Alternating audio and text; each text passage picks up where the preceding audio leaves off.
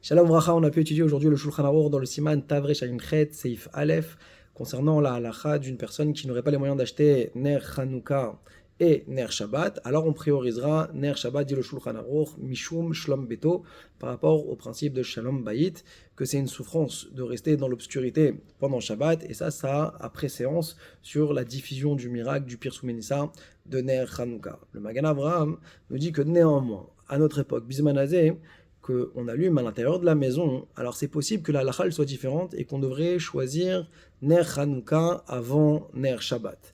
Ah, mais pourtant, c'est interdit de manger un repas éclairé de la bougie de la Chanukah.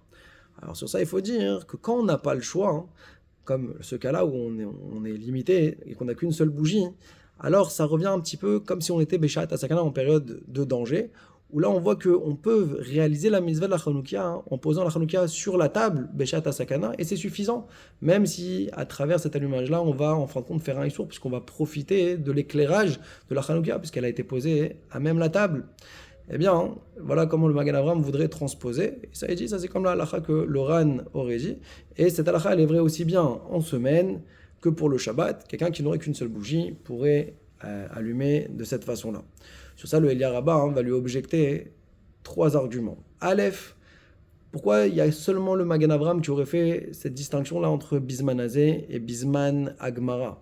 Tous les autres poskim, ils sont restés sous silence, pourtant quand les Chachamim veulent faire des nuances. Alors comme on le voit par rapport à la halakha d'une maison qui aurait 2 portes, entre Bisman Azé et Bisman Agmara. La Gemara le souligne, ça c'est Aleph. Bet, c'est qu'il ramène le Elia Rabbah, le Kolbo qui rapporte le Ravad, qui prouve explicitement que c'est interdit de s'éclairer à la lueur de la Chanukah pour pouvoir prendre un repas. Or, si c'était une option possible, pourquoi la Gemara nous demande de choisir entre Ner Chanukah et Ner Shabbat? La Gemara aurait pu proposer cette option-là. Donc, on voit encore une fois que ça ne marche pas.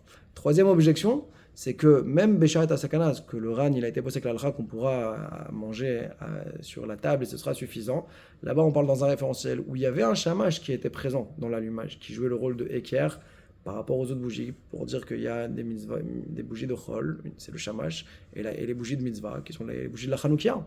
Mais ici, qu'on n'a qu'une seule bougie, on n'a pas de Eker, comme quoi ça s'appelle une bougie de mitzvah. Et donc, comment le Magan Avraham apprend que ce serait permis d'allumer à l'intérieur, même s'il n'y a pas de shamash qui fait office de distinction? Le premier Gadim qu'on a vu rapporte donc également sur Magan Avraham et cherche à l'expliquer en disant que ce qu'il a dit de Magan Avraham, c'est Bederer Efshar, c'est une possibilité, c'est une supposition.